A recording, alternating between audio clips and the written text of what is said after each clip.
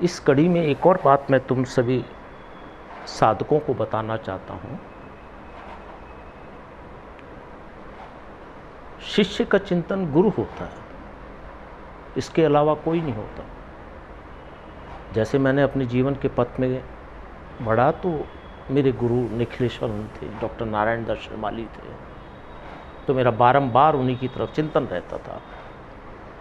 उन्हीं को देखूं, उनकी मुस्कान को देखूं, उनके क्रिया को देखूं, वो कहाँ जाते हैं, क्या करते हैं, इतनी बड़ी विराटता उन्होंने कैसे ली। तो शिष्य का हमेशा चिंतन गुरु ही रहता है।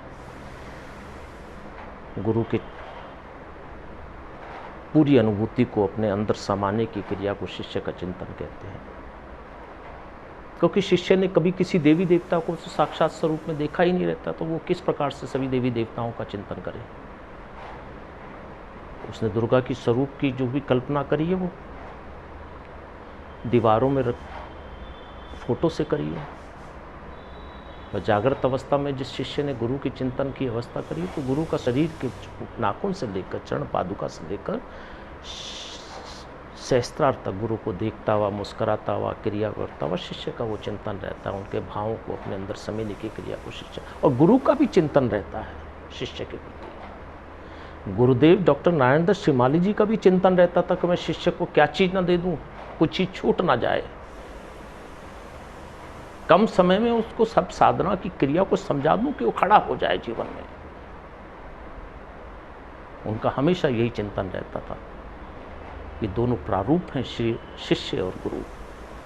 शिष्य का पूरा चिंतन गुरु के प्रति और गुरु का पूर्ण समाहितीकरण का चिंतन शिष्य के प्रति। इन दोनों को मिलन को जब शून्य अवस्था में कहते हैं, शून्य अवस्था में जब चला जाता है, जैसे ये शरीर है, प्राण अंदर, प्राण को कोई चीज़ थोड़ी ना चाहिए, कोई मांग थोड़ी ना चाहिए उसको, शरीर से कोई चीज़ उसको प्राप्त हो। और शरीर को भी कोई ऐसी वो नहीं रहती कि मुझे प्राणों को कुछ देना है। जब ये अवस्था होती है तो ये मिलन की अवस्था होती है, शिष्य और गुरु की मिलन की अवस्था होती है। ये समायोजन की अवस्था होती है। ये श्रेष्ठ अवस्था होती है जब दोनों मिलकर समाज के लिए धर्म की क्रिया में पताका फैलाते हैं। जब वो दो गुरु और गुरु का चिंतन शिष्य के अंदर पूरी भाव से अंदर बैठ जाता है, तो शिष्य भी अपने गुरु के चिंतन को समाज के सामने लाता है। तब निखिल पताका जाती है, तब निखिल पताका जाती है, तब निखिल के कार्य को आगे बढ़ाता है शिष्य, निखिल की चेतना को बढ़ाता है, निखिल के ज्ञान को बढ़ाता है, निखिल की साधना को बढ़ाता है। उसके बगैर शिष्य आगे बढ़ नहीं सकता। अगर उसके अंदर पूरी चेतना ना हो गुरु की, तो वो शिष्य कैसे आगे समाज के सामने अपनी चेतना दे पाएगा। साधक की कोई चेतना नहीं होती, उसके गुरु की चेतना के द्वारा ही वो शिष्य समाज के अंदर चेतना देता है। जब शिष्य के प्राणों के अंदर गुरु पूरे रूप से प्राण में हो जाते हैं, धारण हो जाते हैं, तो गुरु को बड़ी प्रसन्नता होती है, अत्यधिक प्रसन्नता होती है कि निस्वार्थ भाव से शिष्य ने अपने जीवन में मेरी जो संचित पूंजी थी वो समाज के लिए अग्रसर करी है। ये पल गुरु के लिए बड़े प्रसन्नता का होता है, हर्ष का होता है, उल्लास का होता है कि चलो मैंने भी एक समाज को एक अग्रसर एक दिया जो समाज को आगे धर्म की स्थापना के लिए आगे बढ़ेगा। ये शिष्य और गुरु का मिलन होता है। जैसे प्राण और शरीर का मिलन होता है, प्राण और शरीर के मिलन के कारण ही वो समाज में रहता है।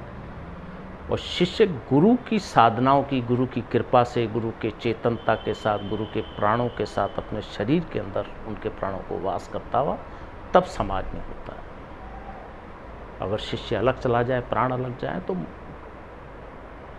बेतुकी की बातें हैं। जैसे शरीर से अगर प्राण निकल जाए तो मुर्दा शरीर है, बिगैर हलचल के शरीर है। इसलिए शिष्य को गुरु की उपासना करनी चाहिए। शिष्य को गुरु के वचनों को, गुरु के धारण को, गुरु के ज्ञान को अंदर समाहित करना चाहिए।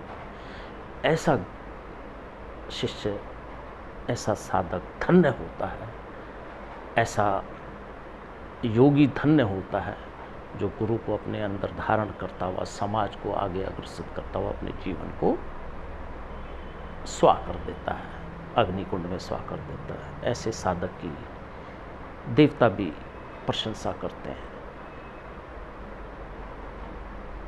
इसी प्रकार से ऐसे साधक बनने चाहिए, ऐसे गुरु के साधक बनने चाहिए।